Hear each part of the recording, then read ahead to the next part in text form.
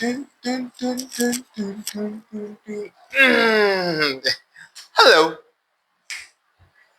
Got the 3 points.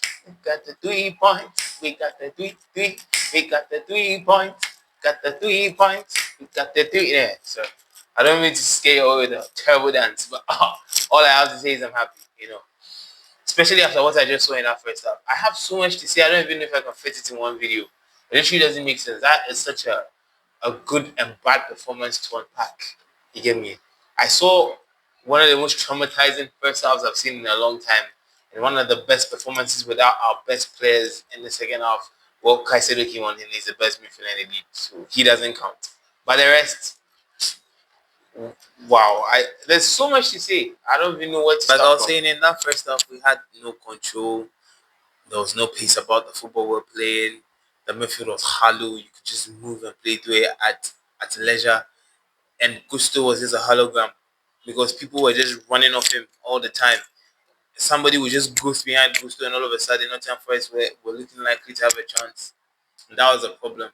If you're going to be playing in that midfield, in the midfield pivot, you should have a level of defensive awareness. And as a right back, I felt like he should have defensive awareness.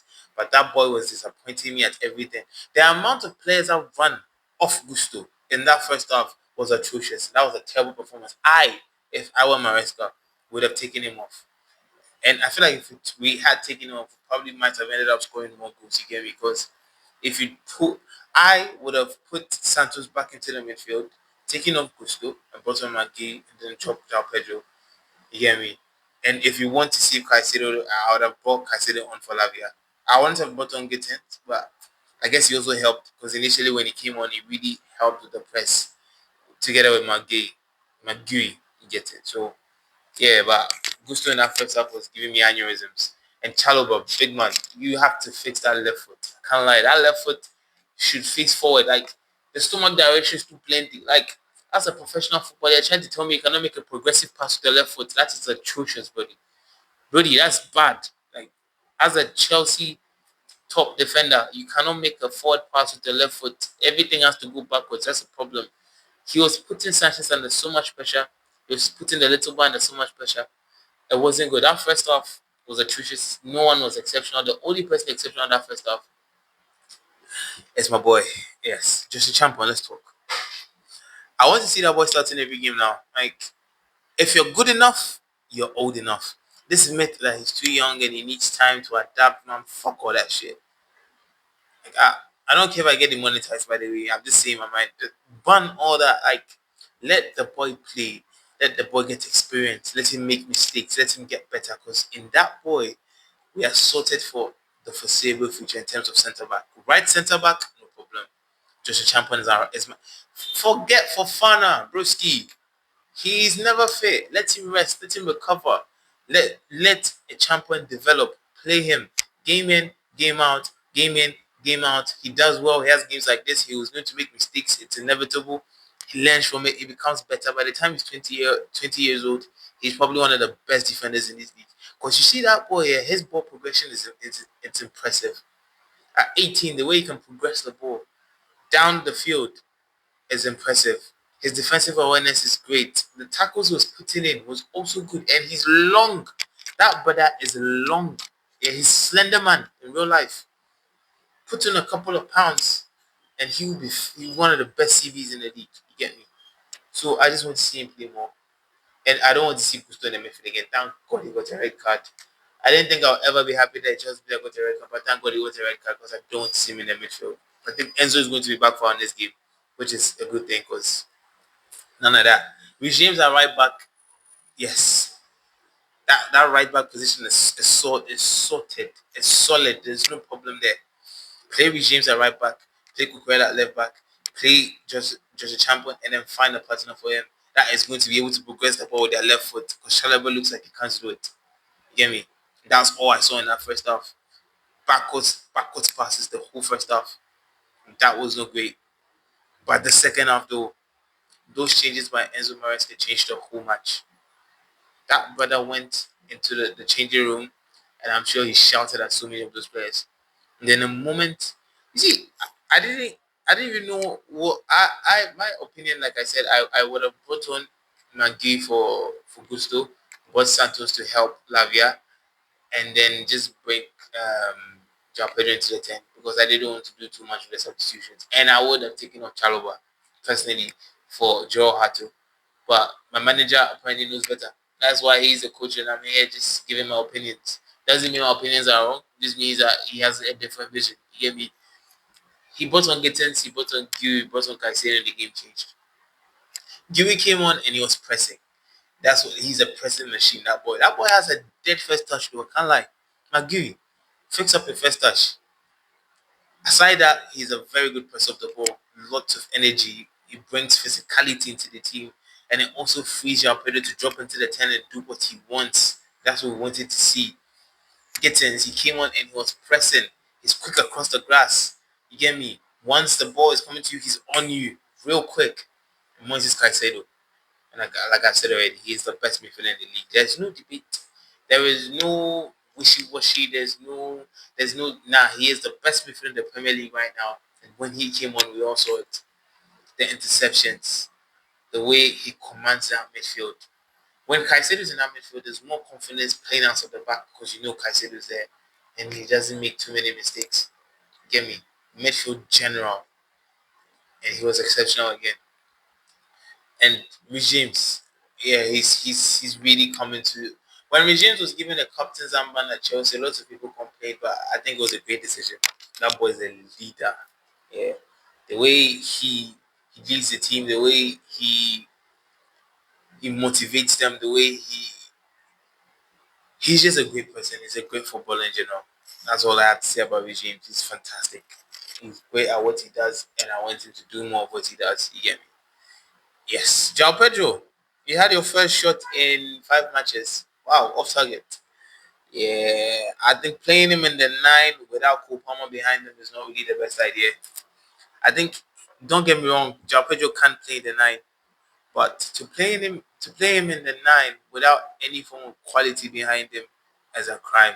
Andrew Santos is not he's not a bad player. He's a good player, but he doesn't have the quality of Kupama. He's not going to play the balls Kupama does.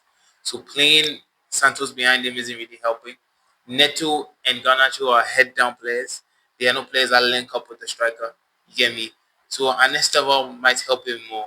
But to play João Pedro, Neto and Garnacho as a mismatch, if you play Gui, they play Neto and Garnacho. I think those are better profiles. They fit each other well. You get me? But yeah, fair is fair. We won. Yes. And one man that people refuse to give credit to is Robert Sanchez, and today he was exceptional. That brother was amazing.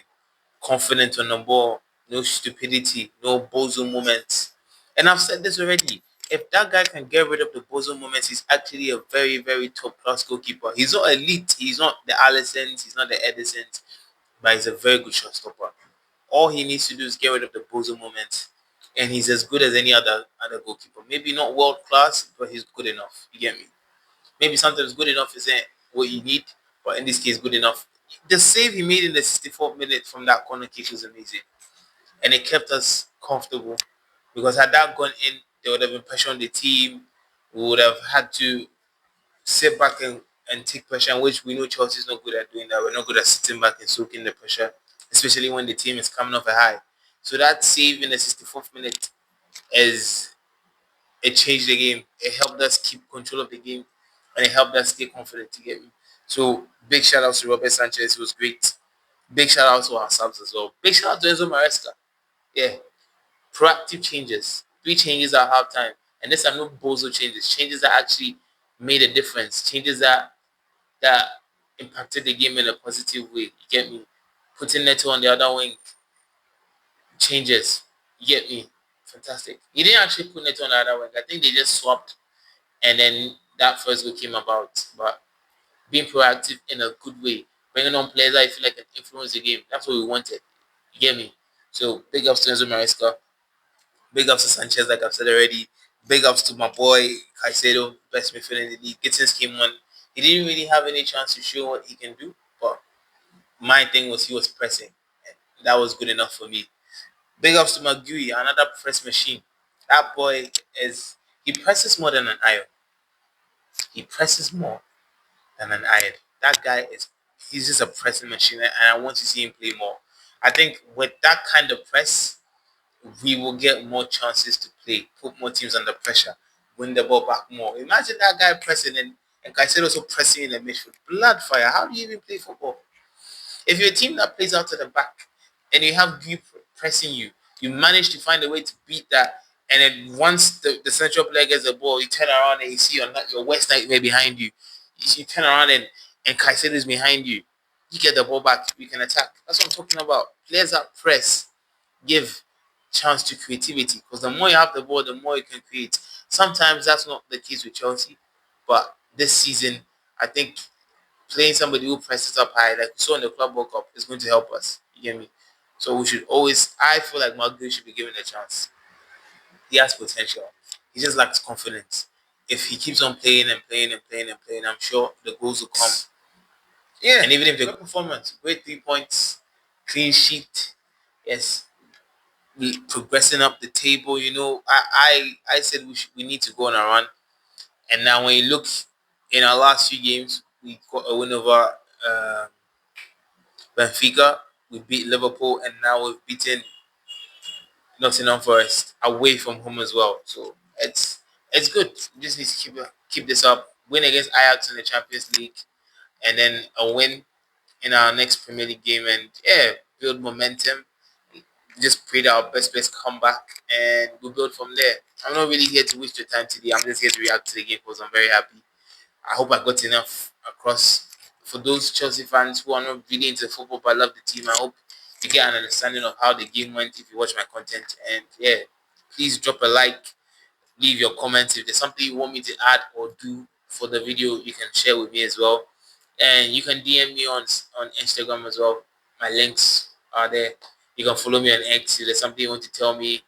If you want to be featured on the channel, if you have any idea for me, just let's just communicate. You get me? Let's communicate, and it's our thing. It's Chelsea's a football club that we support. You get me? So if there's anything you can do to support me, if there's anything you want me to do so they can understand what I'm putting across more, just hit me up. You get it? Great 3 points, clean sheet, 3 goals. Thank you for watching. Thank you for patronizing me. Thank you for subscribing. And for my subscribers, I promise I'll be here and we will talk more. But Chelsea has kicked off my weekend in a fantastic way. I can now sit back and relax and watch the rest of the football that's going to be played this weekend. And yeah, more wins. Up the Chelsea. We'll talk more.